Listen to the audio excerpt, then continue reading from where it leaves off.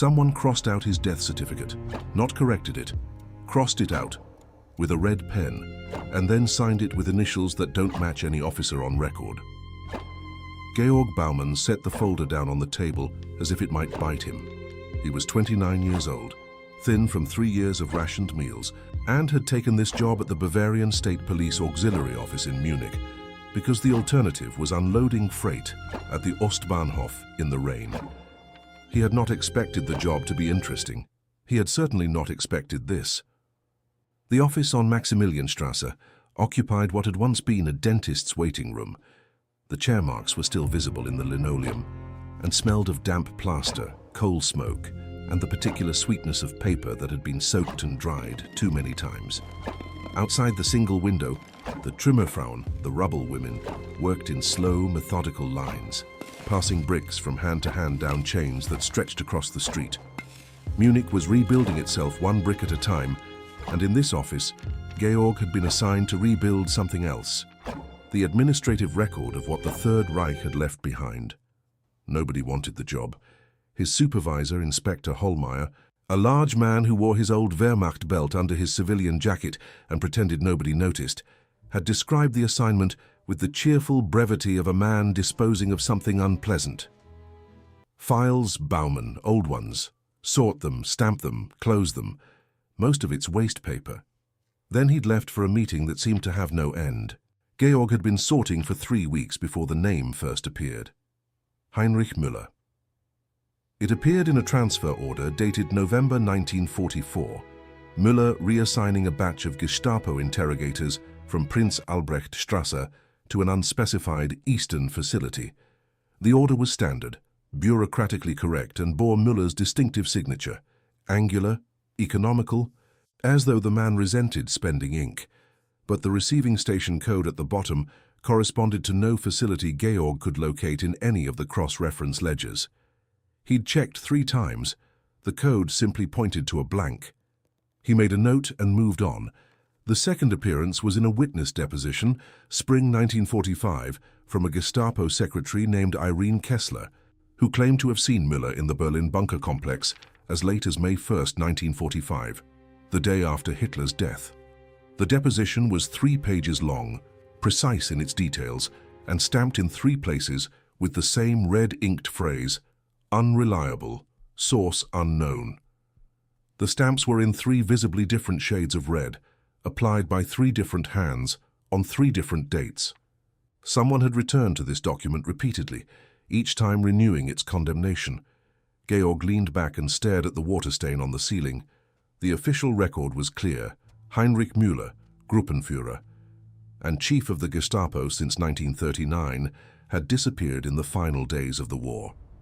The most widely accepted conclusion was that he had died in the fighting for Berlin, probably on May 1st or 2nd, 1945, and been buried in a mass grave.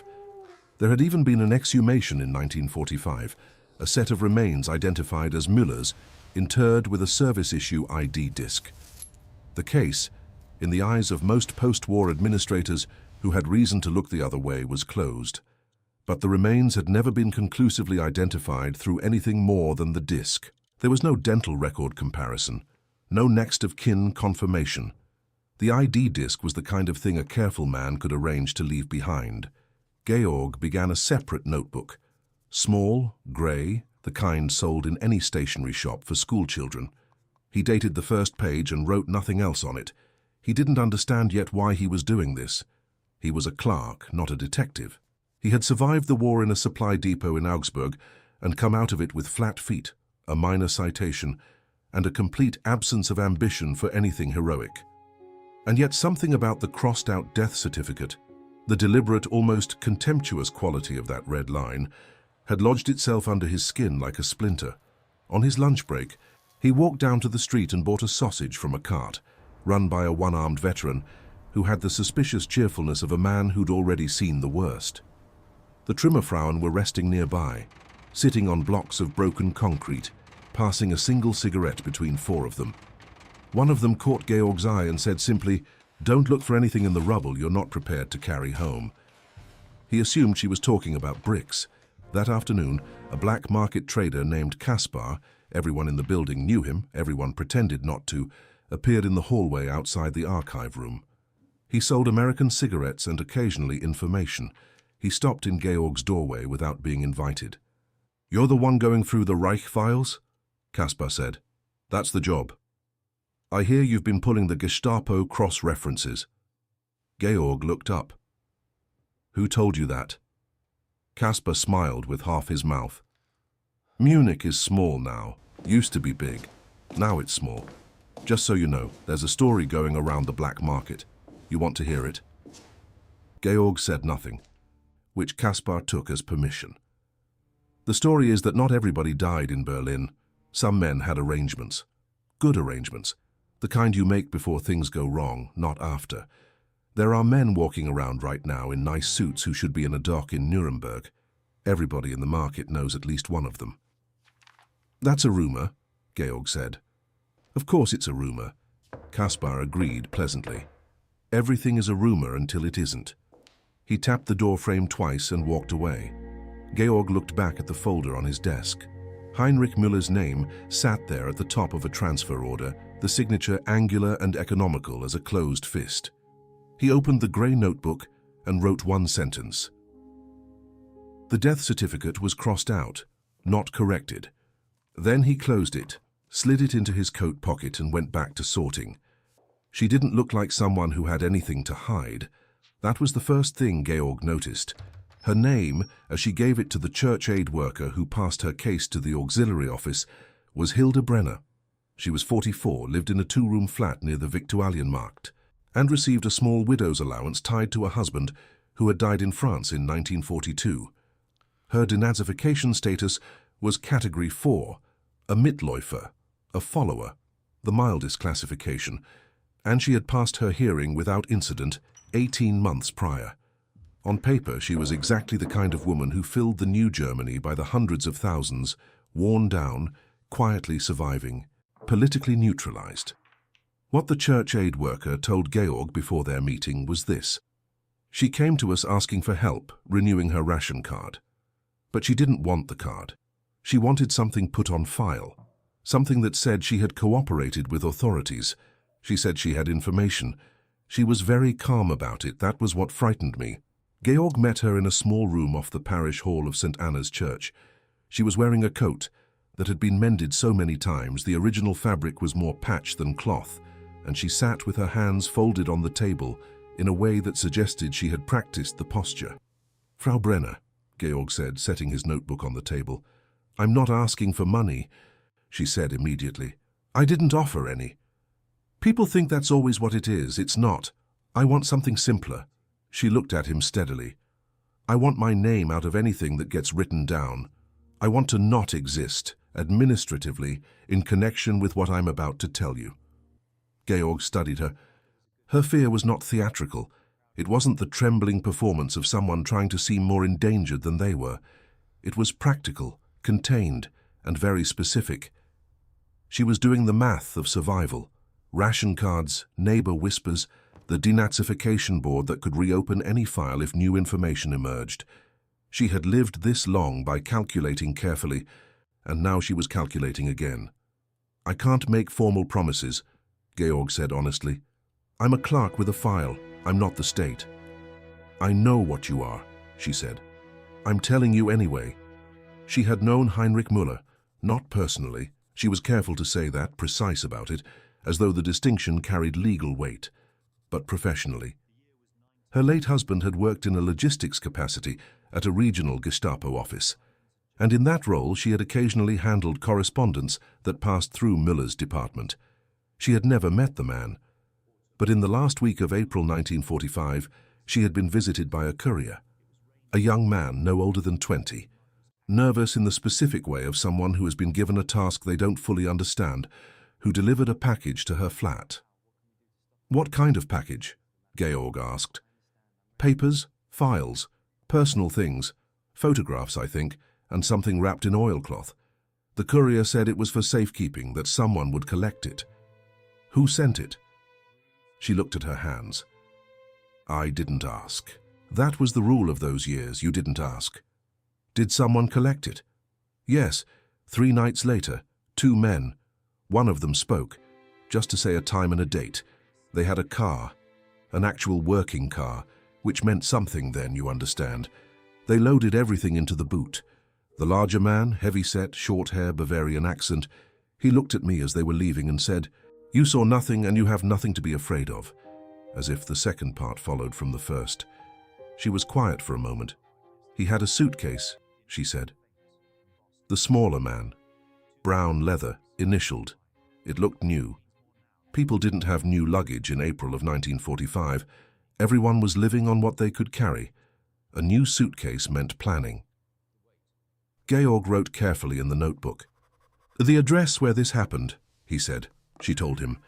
A street in Bogenhausen, one of Munich's more substantial residential neighborhoods, the kind that had survived the bombing better than the working-class quarters. She gave him the building number, the floor, and then added one more detail, almost as an afterthought.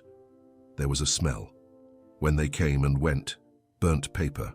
Not wood smoke, paper. Someone had been burning documents, and recently. The smell was still on their coats. She stood, buttoned her mended coat, and looked at him with an expression that was not relief, but something like the exhaustion that comes after a decision has been made, and can't be unmade. "I lived through 12 years of people telling me not to look too closely," she said. "I'm tired of having done that." She left without shaking his hand. Georg sat alone in the parish room and read what he'd written. A new suitcase, a car, burnt paper, an address in Bogenhausen. He went to the address the following Tuesday. The building was intact, respectable, its facade still unrepaired from a near miss that had taken out the ground floor windows. The current occupant, a retired schoolteacher, had moved in late 1945 and knew nothing about previous tenants. The building's record at the city registry had a gap. All occupancy documents from March to June 1945 had been listed as lost in administrative transfer. Georg photographed the entry in the registry with a borrowed camera and drove back to Munich in a borrowed bicycle. He was no longer just sorting files. By 1948, Berlin had become a different kind of problem. Georg received his first summons to the capital in October of that year, a formal request routed through Inspector Hollmeyer with the careful indirection of a document nobody wanted to have officially sent. The American Counterintelligence Corps had a liaison office in the western sectors, and they were, as the letter put it, interested in reviewing any investigative material related to former senior Reich Security main office personnel. The language was precise and bloodless, and meant exactly what it sounded like. They wanted names, and they wanted to know what Georg had. He traveled by train, watching the countryside shift from Bavaria's orderly autumn colors into the broken, strange landscape of the divided city. Berlin in 1948 was not one city, but the suggestion of a city, a grid of ruins and improvisations, checkpoints and tension, where the air itself seemed to carry the electrical charge of a continent deciding what it was going to become. The American officer who met him was named Garrett, Captain Leonard Garrett, 28, from somewhere in Ohio, with the relaxed competence of a man who had been doing this long enough to stop being shocked by it. He shook Georg's hand and offered coffee from a machine that actually worked, which felt like a demonstration of something. "You've been pulling Müller's file," Garrett said, not unkindly. "We heard about that." "I've been sorting administrative records," Georg said. Garrett smiled. "Of course, how's that going?" They talked for 2 hours. Garrett was interested, genuinely so, but his interest had a specific shape. He wanted operational detail, the mechanics of the escape routes, the names of anyone who might have facilitated Müller's disappearance, not because he intended to pursue justice, but because the same networks that moved Gestapo officers out of Europe were, he strongly implied, being used to move other things in. The Cold War had already begun rearranging priorities. "We're not looking to prosecute ghosts," Garrett said at one point. "We're looking to understand infrastructure." "And Müller himself?" Georg asked. Garrett considered this. Müller specifically is a complicated name. There are parties who have an interest in that name staying cold. Georg understood he was not going to get more than that. The Soviet encounter came 3 days later, entirely uninvited. A man who identified himself only as a cultural attaché from the Soviet mission in the eastern sector appeared at Georg's hotel, a modest guest house in Schöneberg, and sat down at his breakfast table without being invited. He was compact, grey-suited, and had the still, watchful quality of someone who had learned patience in a serious school. "The Gestapo files you've been reviewing," the man said in good German with a faint Leningrad accent, "contain information of interest to the Soviet Union, specifically materials related to operations conducted in Soviet territory." "I'm a Bavarian clerk," Georg said. "Yes," the man agreed. "A very diligent one." He left a card with a telephone number and nothing else. Georg put it in his coat pocket and did not throw it away, because discarding it felt like a choice he wasn't ready to make. The West German dimension was the most uncomfortable of all. Back in Munich, Hollmeyer called him in for a conversation that was framed as a check-in, but had the atmosphere of a warning delivered by someone who liked Georg enough to make it gentle. The Federal Republic was building its institutions with the materials available, Hollmeyer explained.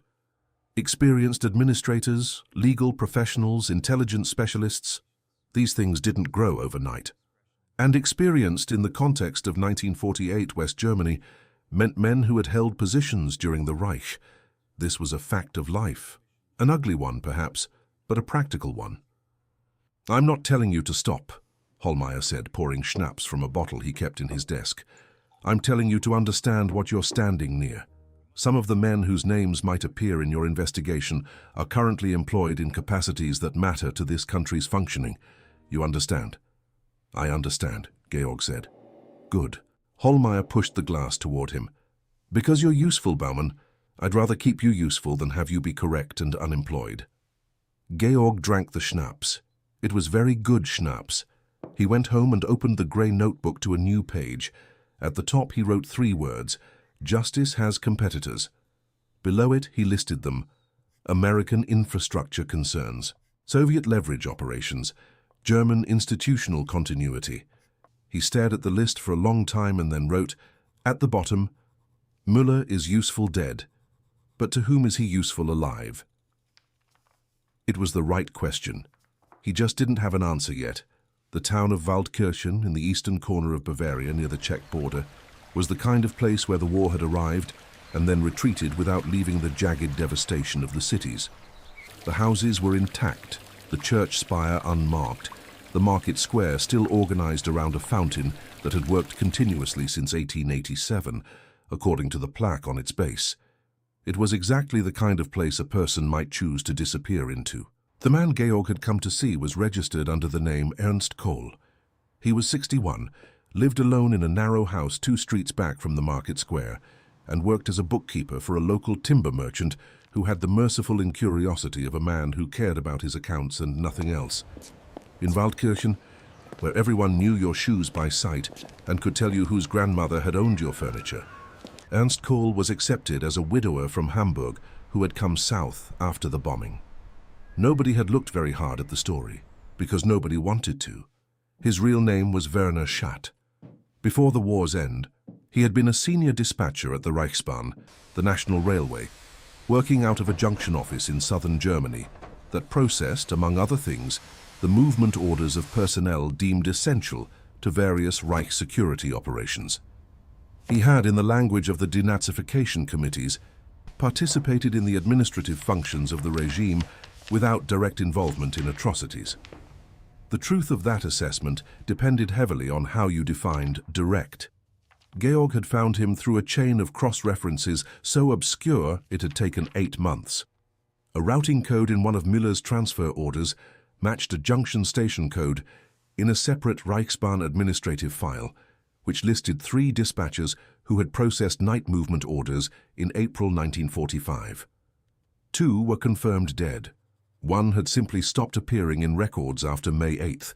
Georg had sent a letter to a post office box in Waldkirchen, cautiously worded, technically about railway records, and received 3 weeks later a postcard with a date and a time. They met in the back room of a guest house where the owner clearly knew Schatt and gave them privacy without being asked. Schatt drank mineral water and said nothing until the door was fully closed. "Before I tell you anything," Schatt said, "I want to know what you can do." "What do you need?" Schat folded his hands. He was a man who had learned to be still.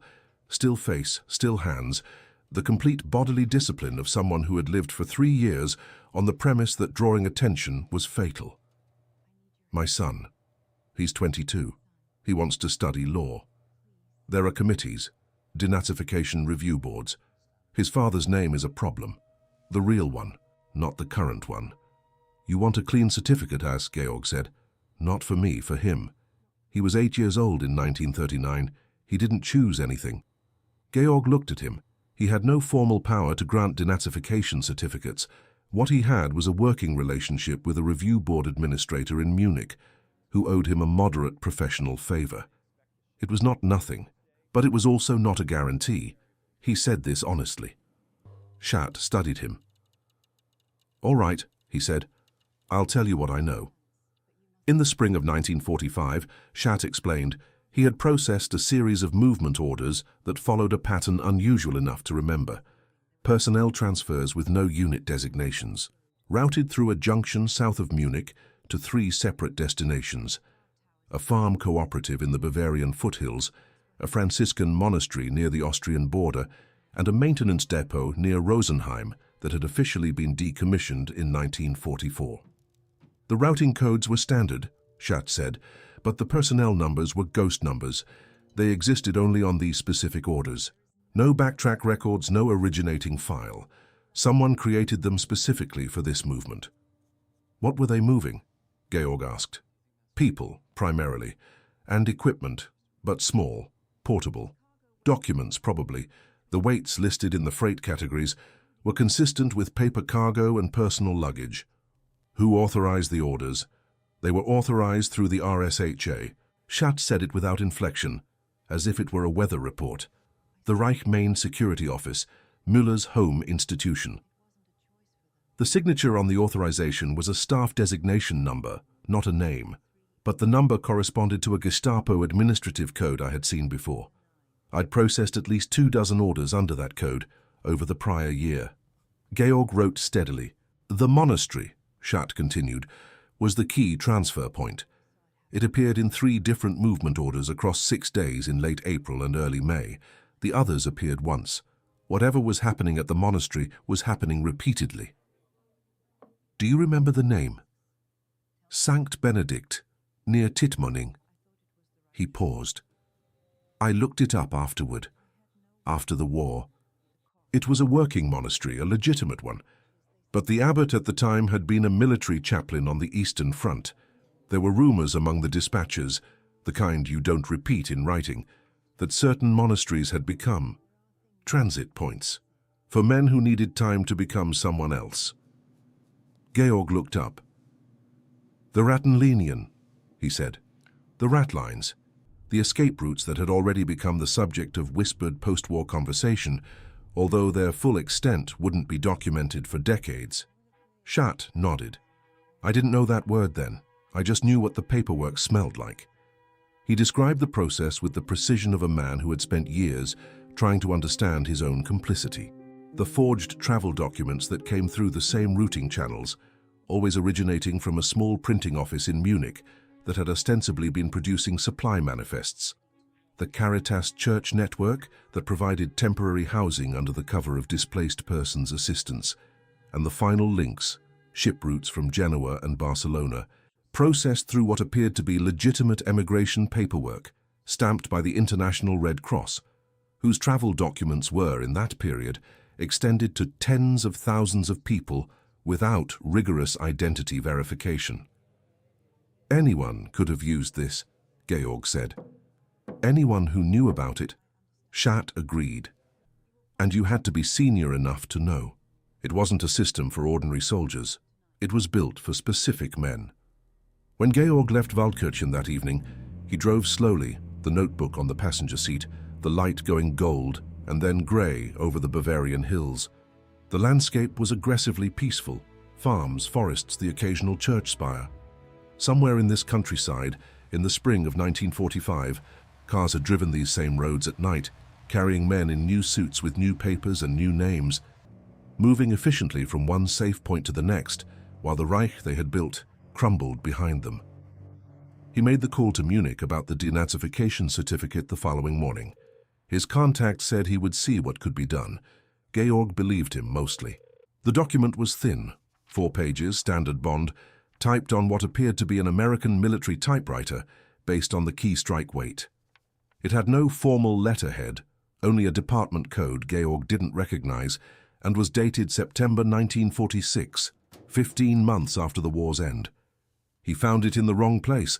That was the first strange thing. It had been filed not under Gestapo personnel records, but in a subdirectory of American occupation liaison materials, a category of documents that had been passed to the Bavarian Auxiliary Office for archival processing and then, apparently, forgotten. The folder it came from was labeled in faded German typescript, Administrative Transfers, External Review, 1946-47. It had been sitting in a cabinet in the back room for at least 2 years, and no one had opened it. The document itself did not mention Müller by name.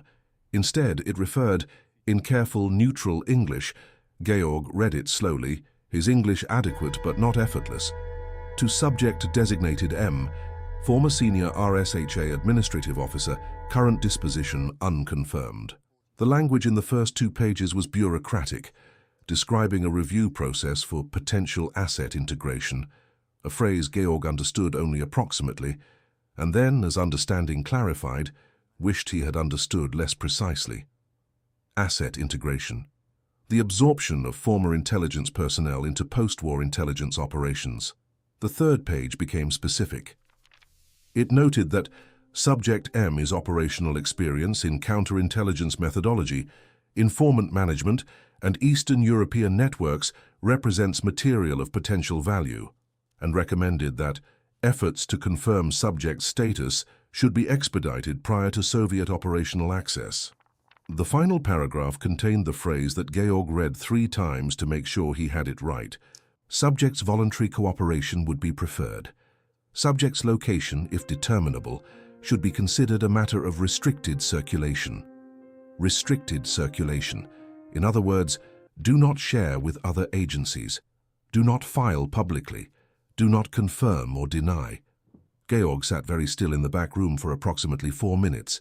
If this document was genuine, and its specificity, its careful language, its sheer dullness, argued that it was, then someone in the American Occupation Administration had, in 1946, been treating Heinrich Müller not as a dead war criminal, but as a potentially available intelligence asset.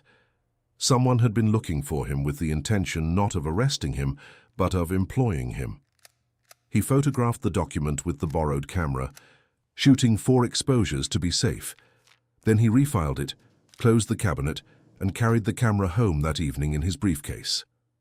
The following Monday, the document was gone. He opened the cabinet at 8:15 in the morning before anyone else arrived and went directly to the subdirectory folder. The folder was there. The other papers in it were there. The 4-page document, the thin, careful, polite American memorandum, was not. In its place was a 2-centimeter gap between documents, the kind of gap left by something removed in a hurry, without the care to shift the remaining papers together. Someone had been in the cabinet over the weekend. Georg stood in the archive room and breathed deliberately, the way he had learned to in the supply depot when a bombardment was close and the walls were moving. He checked the developed photographs that evening, using the enlarger in his neighbor's darkroom. His neighbor was a professional photographer, and Georg had cultivated this relationship with the specific, quiet foresight of someone who had begun to understand his situation. The photographs were good. The text was legible. He had the document even if the original was gone, he told nobody.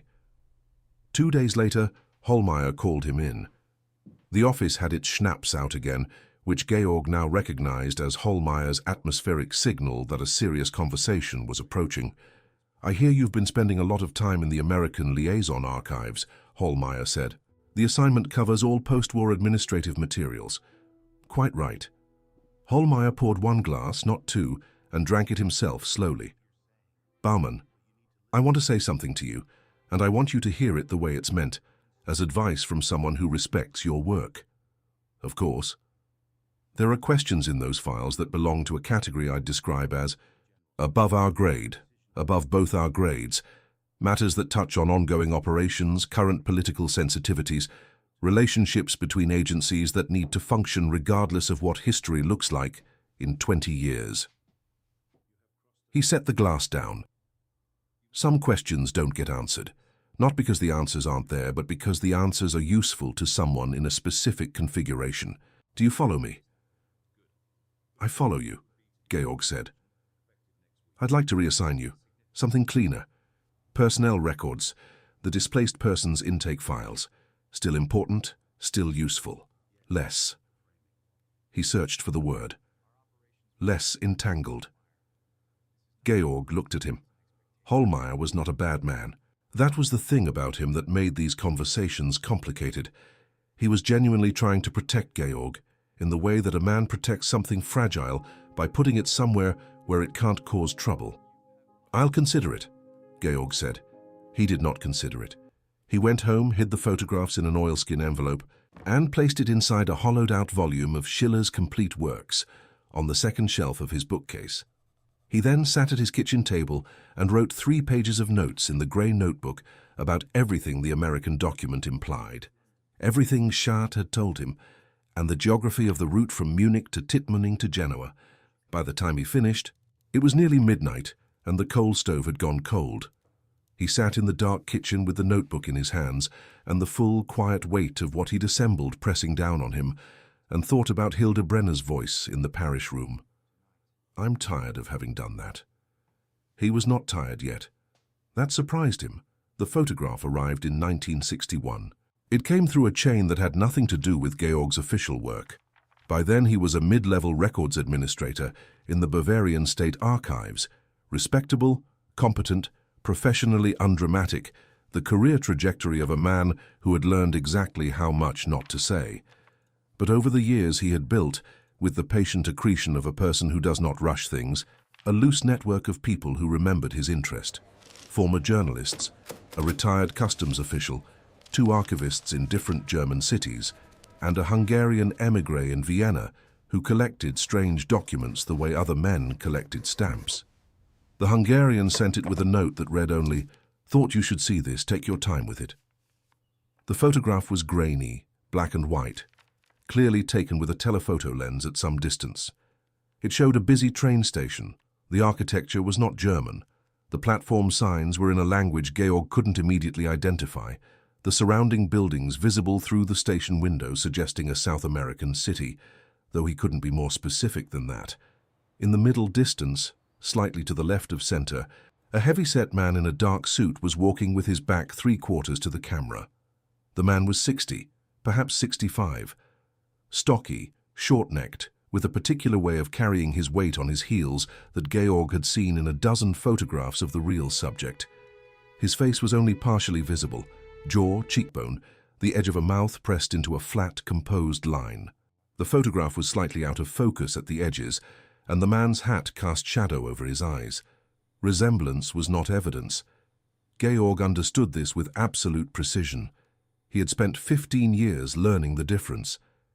He put the photograph on his kitchen table next to the grey notebook, which had grown to 3 volumes and lived in the same oilskin-covered hiding place as the photographs of the American document. He looked at the man in the image for a long time. There was no proof. There had never been proof.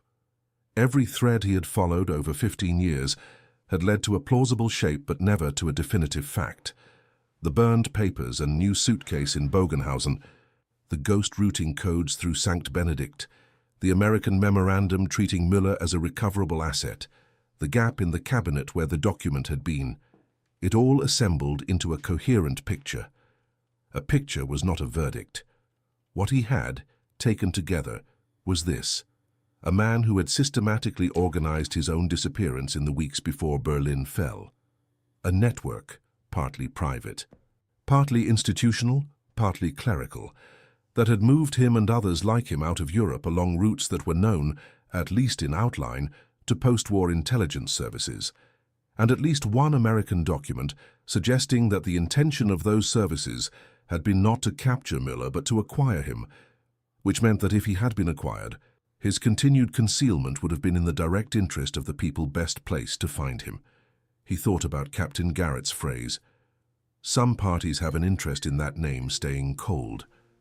He thought about Hollmeyer, who had given him good schnapps and a gentle warning, and then when Georg hadn't taken the reassignment, had simply processed his transfer to the State Archives without further comment, as if the whole thing had resolved itself to everyone's reasonable satisfaction. He thought about Hilda Brenner's mended coat and the calculation in her eyes. He thought about Werner Schatt, Ernst Kohl, and whether his son had gotten into the law faculty, and whether the boy had become the kind of lawyer who asked inconvenient questions, or the kind who learned not to. Georg Baumann was 45 years old. He was not a heroic man.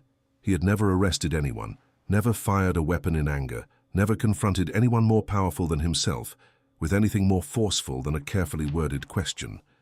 He had done his work quietly, in archive rooms and borrowed darkrooms and backroom gasthouses, and he had accumulated over 15 years a body of evidence that fell just short, always just barely short, of the level of proof required to do anything with it formally. He had a choice. He could write a closing report, close the file, cite insufficient evidence for positive identification or confirmed survival, recommend the case remain in the unresolved category, which in practice meant the same as closed. His career would continue. He would retire in 15 years with a pension and the specific quiet satisfaction of a man who had not been destroyed by the things he had learned. Or he could do what he had been doing all along, the only thing he actually knew how to do, and make sure that what he had assembled survived him. He took the grey notebooks, all 3 of them, and the oilskin envelope with the photographs, and he added the South American photograph and a 4-page summary he wrote that night in his careful, unadorned handwriting. He laid out the sequence: the Munich contradictions, Hilda Brenner's testimony, Schatt's routing codes, the American memorandum and its disappearance from the cabinet, the structural logic of how a man in Müller's position could have arranged to become someone else. He was not claiming proof. He was documenting a pattern with a shape that looked, when you stood back from it, like an answer, not a legal one but a human one. He sealed everything into a large manila envelope. On the outside he wrote a date, February 1961. Underneath it, he wrote a single line, "For whoever comes next. Read this if you are prepared to carry it." Then he went to his bookcase, moved the Schiller volumes and placed the envelope flat against the back panel of the shelf. He stacked the volumes in front of it, spine out in the correct order. From the front, the shelf looked exactly like a shelf. He went to the kitchen and made coffee. Outside the window, Munich in the winter looked the way it always looked. Orderly, purposeful, rebuilt and moving forward, the rubble long cleared, the Trümmerfrauen long done with their work. Somewhere in the world, a man who may or may not have been Heinrich Müller was walking through a train station with his hat brim low and the disciplined, unhurried pace of someone who had learned long ago how to look like nobody in particular. History, Georg had come to understand, did not always close its cases. Sometimes it filed them. He drank his coffee. He was not finished. He was simply patient. And patience, he had learned in 15 years of archive rooms and borrowed darkrooms, was the only tool that never ran out.